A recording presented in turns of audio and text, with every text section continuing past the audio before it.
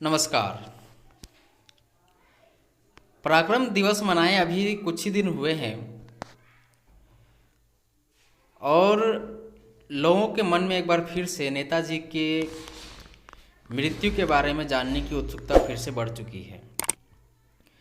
आज के इस वीडियो में हम जानेंगे कि आखिर नेताजी की मृत्यु हुई कैसे। क्या उनके मृत्यु के बारे में जानने के लिए भारत सरकार की तरफ से कोई कदम उठाया गया, और अगर उठाया भी गया तो फिर उनके जो रिपोर्ट्स आई उन पे अमल क्यों नहीं किया गया। सवाल तो बहुत सारे हैं इस मुद्दे पे। क्या वास्तव में उनकी मृत्यु प्लेन क्रैश से हुई थी, या फिर वे उस प्लेन क्रैश पे जिंदा बच गए थे, या फिर प्लेन क्रैश हुआ ही नहीं था। आज़ादी के बाद नेताजी कहाँ रहे, अलग अलग जो दावे किए गए, जो अलग अलग थ्योरी पेश किए गए, उनमें कितनी सत्यता है, आज हम लोग इस वीडियो के माध्यम से उन थ्योरीज को जानने का कोशिश करेंगे जो नेताजी के मृत्यु पर प्रकाश डालने का कोशिश किया गया था। तो आइए इस वीडियो को अब शुरू करते हैं। द्वितीय विश्व युद्ध जापान की हार के बाद नेताजी को नया रास्ता ढूंढना जरूरी हो गया था। उन्होंने रूस से सहायता मांगने का निश्चय किया था और 18 अगस्त 1945 को नेताजी हवाई जहाज़ से मंचूरिया की तरफ जा रहे थे। इस सफ़र के दौरान वे लापता हो गए। इस दिन के बाद वे कभी किसी को दिखाई नहीं दिए। आप जानते हैं कि नेताजी जर्मनी से हिटलर की सहायता लेकर के वे जापान गए और जापान ने भी उनकी मदद करी, लेकिन जब वहाँ पे नागासाकी में बम अटैक हुआ और हिरोशिमा में, तो जापान ने इनकी मदद करने से पूरे तरीके से अपना पैर या हाथ जो कहिए वो पीछे हटा लिया। तो वो सोचे कि नहीं, अब हम जो है सहायता रसिया से मांगेंगे, और इस कारण से 18 अगस्त 1945 को हवाई जहाज़ से मंचूरियन की तरफ जा रहे थे, जिसके बाद वे हमेशा के लिए लापता हो गए। 23 अगस्त 1945 को टोक्यो रेडियो ने बताया कि सैगोन में नेताजी एक बड़े बमवर्षक विमान से आ रहे थे कि 18 अगस्त 1945 को ताइहोक हवाई अड्डे के पास उनका विमान दुर्घटनाग्रस्त हो गया। विमान में उनके साथ सवार जापानी जनरल सोदई, पायलट तथा कुछ अन्य लोग भी मारे गए हैं। ये घोषणा होती है टोक्यो रेडियो के द्वारा। सवाल अब यहाँ से ये उठता है कि अगर ये घटना 18 अगस्त को हुई थी तो फिर इसकी सूचना 23 अगस्त को क्यों हुई। मतलब कि इसका प्रकाशन जो हुआ वो 23 अगस्त को क्यों हुआ, 18 अगस्त को ही छपना चाहिए था। पहला सवाल। नेताजी गंभीर रूप से जल गए थे।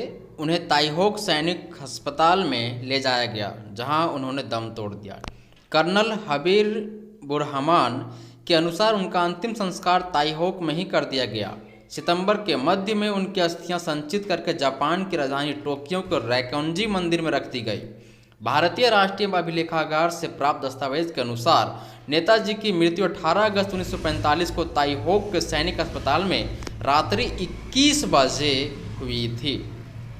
यहाँ पे हम देखते हैं कि प्लेन क्रैश के बाद उनको अस्पताल में तो भर्ती कराया गया, जहाँ पे वो 18 अगस्त को दम तोड़ देते हैं। वो रात में 21 बजे वे अपने इस शरीर को छोड़ देते हैं, परंतु इसमें कितनी सच्चाई है ये तो परमात्मा ही जाने। तो ये वो घटना थी जिसके बाद से नेताजी हमेशा के लिए गायब हो गए। आज़ादी के बाद नेताजी की मृत्यु पर से पर्दा हटाने के लिए अलग अलग कमेटियां बिठाई गई, अलग अलग प्रकार के दस्तावेज पेश किए गए और अलग अलग प्रकार के दावे भी आए। स्वतंत्रता पश्चात भारत सरकार ने इस घटना की जांच करने के लिए 1956 और 1970 में 2 बार आयोग नियुक्त किया। दोनों बार यह नतीजा निकला कि नेताजी उस विमान में या फिर उस दुर्घटना में ही मारे गए थे। और जो पहली कमेटी थी वो 1956 में जो बनी वह बनी शाहनवाज कमेटी, और 1970 में जो कमेटी बनी वो खोसला कमीशन बना। और रिपोर्ट में क्या दिया गया कि डेथ बाय प्लेन क्रैश, ये रिपोर्ट आई इन दोनों कमेटियों से। लेकिन बाद में इन दोनों कमेटियों की बातों को नेताजी के अनुयायी मानने से इनकार कर देते हैं। तो फिर से एक बार इनके मौत से पर्दा उठाने के लिए एक नई कमेटी का गठन होता है, जिसका नाम है मुखर्जी कमेटी। 1999 में मनोज कुमार मुखर्जी के नेतृत्व में तीसरा आयोग बनाया गया, 2005 में ताइवान सरकार ने मुखर्जी आयोग को बता दिया कि 1945 में ताइवान की भूमि पर कोई हवाई जहाज दुर्घटनाग्रस्त हुआ ही नहीं था। 2005 में मुखर्जी आयोग ने भारत सरकार को अपनी रिपोर्ट पेश की, जिसमें उन्होंने कहा कि नेताजी की मृत्यु उस विमान दुर्घटना में होने का कोई सबूत है ही नहीं। लेकिन भारत सरकार ने मुखर्जी आयोग की इस रिपोर्ट को मानने से इनकार कर दिया। हद है भाई साहब। अगर कमेटी का रिपोर्ट मानना ही नहीं था तो भी इसको बनाया क्यों? क्योंकि इस रिपोर्ट में कहा गया था कि 1945 में ताइवान की ज़मीन पर कोई हवाई जहाज दुर्घटनाग्रस्त हुआ ही नहीं, तो फिर नेताजी की मृत्यु हो कैसे सकती है? इस रिपोर्ट ने पूरे देश में भूचाल ला दिया, क्योंकि नेताजी की मृत्यु पर से जिन्हें विश्वास नहीं था कि नेताजी की मृत्यु हो गई है, उन पे एक बार फिर से नेताजी के जिंदा होने का आशा विश्वास बढ़ने लगा था। लेकिन सरकार ने इस रिपोर्ट को मानने से इनकार कर दिया, या इस आयोग की जो रिपोर्टें दी गई उसे अस्वीकार कर दिया। इसके बाद और भी थ्योरी आती रही। भारत के महान जनरल जेडी बख्शी साहब ने कहा था, या उनका मानना है कि उनको पकड़ करके जेल में प्रताड़ित किया गया था अंग्रेजों के द्वारा, और वहीं उनकी हत्या कर दी गई। बाद में एक और थ्योरी चली कि उन्होंने बाद में फ्रेंच सीक्रेट सर्विसेज को ज्वाइन कर लिया था। और बाद में एक और बहुत बड़ा थ्योरी निकल के आया कि गुमनामी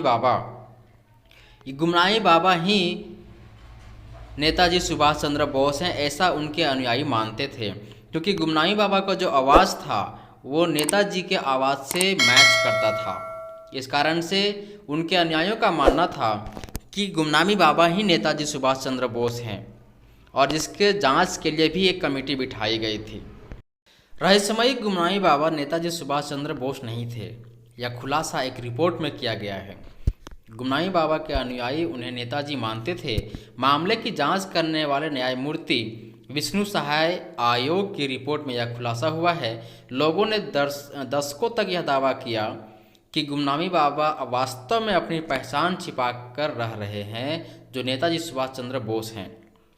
पिछले सप्ताह विधानसभा में पेश की गई रिपोर्ट में आयोग ने लिखा कि गुमनामी बाबा नेताजी के अनुयायी थे और उनकी आवाज़ नेताजी की तरह थी।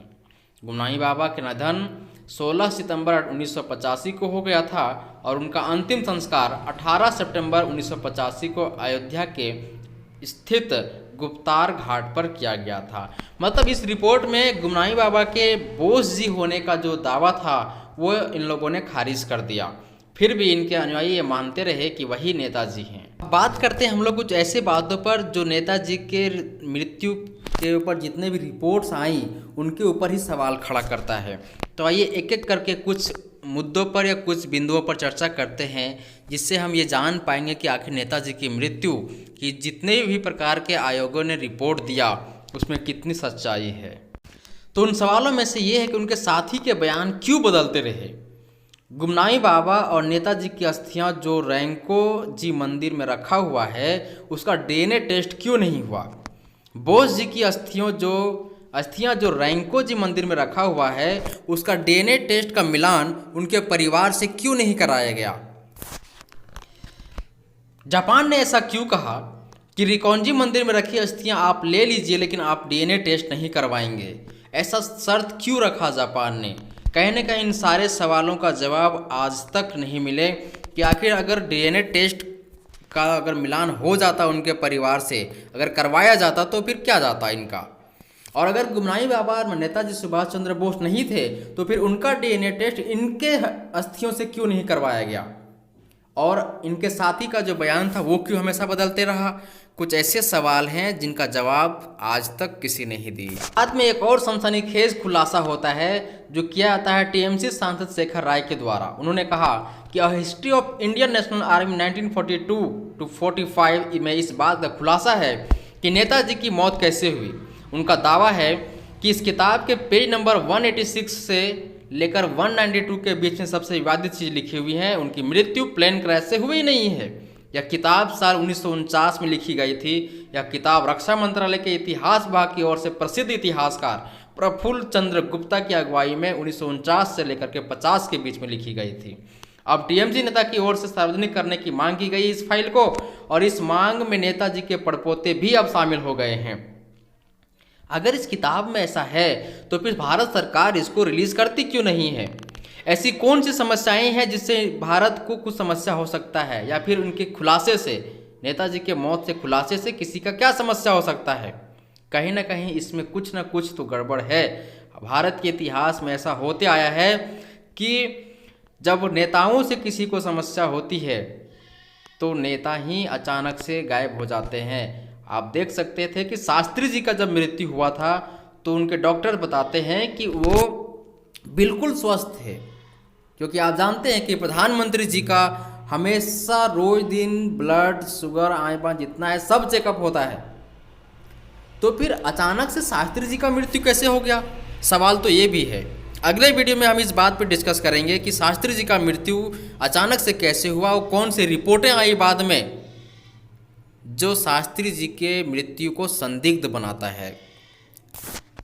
नेताजी भले ही आज नहीं है, लेकिन नेताजी के कर्म, उनके द्वारा दिया गया हमारे लिए संदेश हमेशा हमारे बीच रहेगा। नेताजी की मृत्यु के बारे में आप क्या सोचते हैं हमें कमेंट बॉक्स में ज़रूर बताएं। साथ ही साथ अगर आप इस चैनल पर नए हैं तो चैनल को सब्सक्राइब कीजिए, बेल आइकन को हिट कीजिए ताकि हमारा हर अपडेट आपको मिलता रहे, क्योंकि हम कुछ अलग देते हैं। नमस्कार, जय हिंद।